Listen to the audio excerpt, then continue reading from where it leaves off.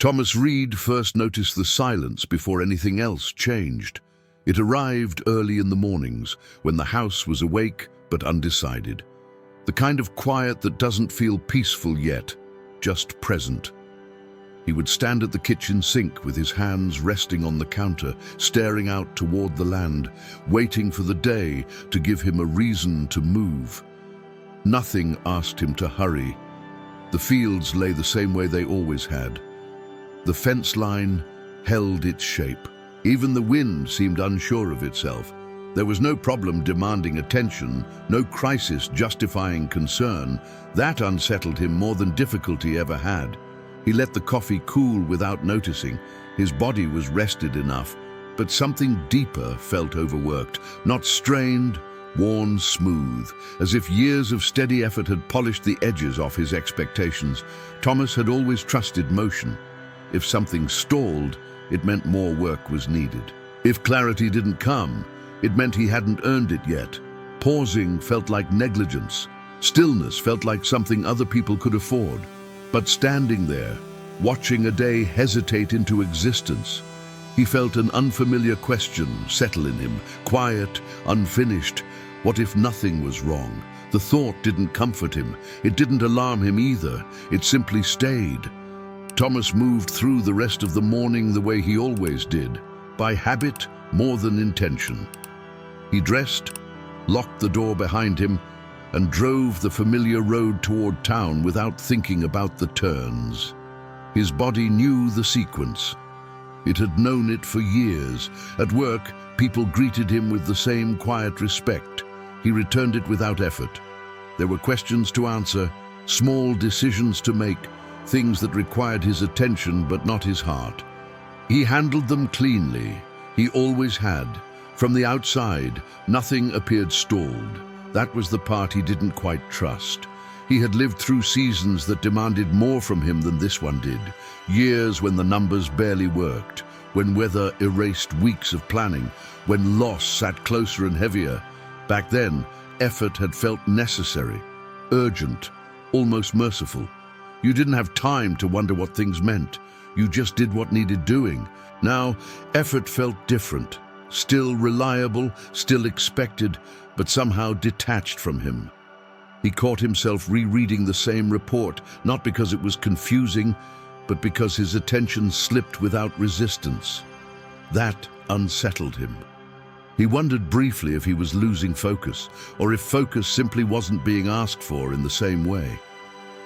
Around midday, he stepped outside near the loading area, listening to the low mechanical sounds he had learned to trust. Everything functioned, everything held. He realized how much of his life had been built around preventing collapse. Maybe that was still necessary. Maybe it always would be. But lately, holding things together didn't feel like movement. It felt like staying. The thought carried a small, unwelcome guilt, as if noticing the difference meant he was failing to appreciate something. He dismissed it and went back inside. Some things don't respond to pressure. The phrase passed through him again. He didn't argue with it. He didn't agree either. He just noticed it had arrived without being invited. By the end of the day, the familiar exhaustion settled in. Not sharp, not dramatic. The kind that comes from doing what you know how to do, even when you're no longer sure why it matters in quite the same way. The house greeted him the way it always did, without ceremony. The door stuck slightly in its frame, just enough to remind him to lean his weight into it. The hallway held the evening light in a way that softened the corners. Nothing here demanded explanation. He set his keys down in the same place, out of habit, more than care. The sound echoed longer than he expected. He noticed that lately, how sound behaved when it wasn't competing with voices. He cooked a simple dinner and ate standing up at the counter, not because he was in a hurry, but because sitting alone at the table still felt like an unnecessary acknowledgement. Some habits remain long after their reasons quiet down. Afterward, he rinsed the plate and left it in the rack, watching the water trail off his hands. The window above the sink reflected his outline faintly. He didn't study it. He just noticed it was there. Later, he sat in the living room with the lamp on low. The chair still held the shape of his body the way it always had. The room carried a presence that wasn't absence anymore, more like memory that had learned how to rest. His wife had been gone long enough that grief no longer arrived unannounced. It had settled into the structure of the place. The house remembered her without insisting that he relive anything. That felt like mercy. His daughter called just after dusk. Claire's voice carried the energy of a life still in motion, plans unfolding, decisions stacking forward. He listened carefully, asking questions where they felt natural, laughing softly in the right places. He kept his responses light, not guarded, considerate. When the call ended, he didn't move right away. He sat with the phone resting on his knee, noticing how quiet returned without resistance. No echo of loss, no rush to fill the space. Just a pause that didn't ask to be explained. He thought of the man he had been when the house was louder, how urgency had given shape to his days, how responsibility had once felt like direction. Now, responsibility remained, but direction felt less defined. Clarity doesn't always arrive as an answer. The thought surprised him with how little it demanded. It didn't instruct him to wait or act. It simply named something he'd been resisting. He turned the lamp off and let the room settle into darkness. As he stood to go to bed, he felt something unfamiliar but not unwelcome, a sense that the day had ended without requiring resolution. The house greeted him the way it always did, without ceremony. The door caught slightly in the frame, just enough to make him lean his weight into it. He noticed the resistance more than usual and wondered briefly if it had always been there or if he had just started paying attention. The hallway held the evening light in a way that softened the corners. Nothing asked for explanation. That should have felt comforting. Instead, it made him pause, unsure of what he was waiting for. He set his keys down in the same place as always. The sound echoed longer than he expected. He stood there a moment, listening to it fade, then picked the keys up again and set them down more carefully, as if the first sound had revealed something he hadn't meant to announce. He cooked a simple dinner and ate standing at the counter. Not because he was in a hurry, because sitting alone at the table still felt like an admission he wasn't sure he needed to make tonight. He considered carrying the plate to the table anyway, then didn't.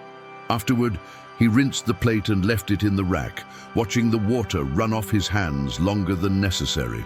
The window above the sink reflected his outline faintly. He looked at it, then looked away, unsure why he had checked. Later, he sat in the living room with the lamp turned low. The chair still held his shape the way it always had. The room didn't feel empty, not full either. More like something familiar that had learned how to stay quiet. His wife had been gone long enough that grief no longer arrived uninvited. It lived in the structure of the place now, in habits, in spacing, in what no longer needed to be said. The house remembered her without asking him to do anything about it. That felt like mercy. The days that followed did not change in any way that could be measured. Thomas still woke early, still drove the same roads, still answered questions and made decisions that relied on his steadiness. From the outside, nothing shifted enough to justify comment. If anyone had asked, he would have said things were fine, and it would have been true as far as truth usually went. What changed was quieter than behavior. He stopped treating the pause inside him like a fault that needed diagnosis. When the familiar urge rose, you should be doing more, fixing something, moving something. He noticed it without immediately obeying, not with defiance, with restraint. There were moments when this felt irresponsible. Old instincts don't release their grip easily. He had spent a lifetime believing that discipline meant constant readiness, that value was proven through momentum. Letting things remain unanswered felt like leaving a tool unused on the bench, but nothing broke. One afternoon, he found himself standing in the supply room long after he'd finished what he came in for. Sunlight slipped through a narrow window and landed on the floor in a way that reminded him of childhood barns. Dust, visible only when light chose it. He stood there longer than necessary. There was no revelation waiting in that room, no insight hidden in the quiet. And still, the moment mattered. It asked nothing of him. It didn't need to be turned into meaning to be real. He thought about how often he had rushed past moments like this, afraid that stillness would turn into stagnation, as if stopping meant surrendering something essential. Maybe stopping was how some things caught up. That evening, he sat on the porch as the sky dimmed, listening to the insects begin their work. He didn't reach for his phone. He didn't review the day. He let it end the way it wanted to. There was a subtle relief in that. He realized then that his exhaustion hadn't come from too much work alone. It had come from carrying the belief that effort was the only acceptable posture, that if he wasn't advancing, he was failing.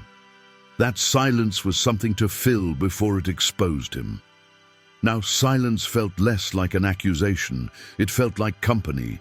He wasn't certain what would come next. That uncertainty remained, but it no longer pressed against him the way it once had. It rested nearby, patient, no longer threatening. Some clarity arrives not as direction, but as permission. That night, as he turned off the lights and made his way down the hallway, he felt something close to gratitude, not for answers, but for the absence of urgency. For the first time in a long while, he did not feel behind. Sunday morning arrived without urgency. Thomas woke before the alarm, as he usually did, and lay still for a moment, listening to the house settle. There had been a time when rest felt like preparation, sleep as a tool, mornings as a test. He waited for that familiar pressure to return. It didn't. That unsettled him more than he expected. At church, he took his usual seat, third row from the back, close enough to hear, far enough not to be noticed. He had always preferred it that way. Faith, for him, had never been about being seen. It had been about showing up even when he wasn't sure what he had brought with him. The hymns moved through the room slowly, familiar melodies, worn smooth by repetition. He sang quietly, then stopped for a verse, not because he felt resistant, but because he wasn't sure whether he was participating or simply repeating something his body remembered better than his mind. During the sermon, words about trust and patience passed through him without friction. He didn't disagree. He also didn't reach for them. He noticed that and felt a brief, uncomfortable question rise, whether he was still listening or just staying out of habit. He let the question sit without answering it. When it was time to pray, he bowed his head, hands resting loosely in his lap. His prayer had no clear shape, no request, no list. He waited for one to form. Nothing did. For a moment, he wondered if that meant something was missing, or if it meant nothing needed to be said. That thought stayed with him longer than the prayer itself. After the service, people lingered in the aisles, exchanging familiar updates and careful reassurances. Thomas spoke when spoken to, listened more than he talked. He wasn't withdrawn. He simply didn't feel the need to anchor himself to the room. Outside, the air smelled of dry grass and dust, warmed by the sun. He stood beside his truck for a moment, watching people leave in different directions. He didn't feel envy. He didn't feel relief either. Just a quiet awareness that everyone seemed to be moving somewhere, and he hadn't yet decided if he was supposed to. He got in the truck and drove past the turn toward town. It took longer than Thomas expected for the quiet to feel trustworthy. There were days when he moved through his work with a faint sense of guilt, as if he were forgetting something important and simply hadn't realized what it was yet. He checked his habits more closely during those weeks, arrived on time, followed through, stayed attentive, not to prove anything, but to reassure himself that he hadn't mistaken comfort for alignment. Some evenings, doubt arrived without explanation. He would sit on the porch as the light thinned, listening to the land settle, and wonder if this calm was temporary, something that would eventually demand repayment. He had learned over a lifetime that ease rarely came without consequence. That belief didn't leave quietly, but it began to loosen. One morning, standing at the kitchen sink, he noticed how little effort it took to simply remain still. No internal argument rose up to interrupt him. No urgency pressed against his ribs. The silence was there, unchanged, but it no longer felt like a test. It felt protective. The realization unsettled him more than relief would have. If the silence wasn't dangerous, if it wasn't erosion or escape, then perhaps the exhaustion he had been carrying wasn't a failure of endurance, but a sign that something faithful had been stretched too long without rest. That thought stayed with him through the day, unpolished, unfinished. He didn't label what was happening as healing. He didn't call it clarity. Those words felt too complete for what he was living. What he felt was smaller, steadier, like something inside him had stopped bracing. The silence had not given him direction. It had not removed uncertainty, but it had taken away the constant pressure to justify his existence through motion. That night, as he turned off the lights and walked down the hallway, he felt the day close without resistance. Nothing was solved, nothing was announced. Still, something essential had been preserved, and only later would he understand that this quiet permission to remain whole was what had saved him. The days that followed did not change in any way that could be measured. Thomas still woke early, still drove the same roads, still answered questions and made decisions that depended on his steadiness. From the outside, nothing shifted enough to deserve comment. If anyone had asked, he would have said things were fine, and he would have meant it, at least in the way he had learned to mean such things. What changed was quieter. He stopped treating the pause inside him like a flaw that needed to be examined. When the familiar urge surfaced, you should be doing more, fixing something, moving something. He noticed it without immediately responding, not out of defiance. More like restraint, as if he were testing whether the thought actually needed him this time. There were moments when this felt irresponsible. Old instincts don't loosen quickly. He had spent most of his life believing that discipline meant readiness, that usefulness was proven through motion. Letting questions remain unanswered felt like leaving a tool untouched on the bench. He waited for something to go wrong. Nothing did. That didn't reassure him as much as he expected. It only made the quiet feel less accidental, less like a gap, more like something intentional he didn't yet understand. One afternoon, he found himself standing in the supply room long after he'd finished what he came in for. Sunlight slipped through a narrow window and settled on the floor, dust visible only because the light had chosen it. He stayed longer than made sense, then longer still, aware of the time and not moving anyway. There was no insight waiting there, no realization rising to meet him, and yet the moment felt complete enough on its own. It didn't ask to be turned into meaning. He had always been afraid that stopping would turn into stagnation. That stillness would cost him something essential. Standing there, he wasn't certain that fear had been wrong, but he began to suspect it wasn't entirely right either. Life did not pause to acknowledge what had shifted inside him. Invoices still arrived, weather changed without warning. People still needed answers, reassurance, decisions made in time. Thomas met all of it the way he always had, with steadiness, with care, but something essential was no longer at stake in every response. He had stopped trying to outrun the season. On certain afternoons, he noticed himself doing less than he could have, and watching nothing fall apart because of it. The world didn't seem offended by his restraint. If anything, it felt slightly less tense around him. He found that he could stay with uncertainty longer than before, that he could admit quietly, "I don't know yet," without feeling reduced by it. The need to prove his value through constant motion loosened its grip. There was a humility in that, not the kind that looks down, the kind that lets you stand where you are without apology. Some mornings, he still stood at the kitchen sink, looking out at the land. The silence was there, but now it felt familiar, less like something to solve, more like something that recognized him. He no longer waited for the day to justify him. He simply entered it. And that was how he understood what the silence had given him. Not direction, not answers, just permission to remain whole inside a life that had not asked him to become someone else. Nothing more needed to be said. Nothing needed to be added. The season was enough. If this moment felt familiar, it's because many lives pass through places like this quietly. Not when everything breaks, but when effort keeps going and something inside stops moving with it. There are seasons where nothing is asking to be fixed, only noticed. Where silence isn't absence, but a kind of shelter we didn't know we needed yet.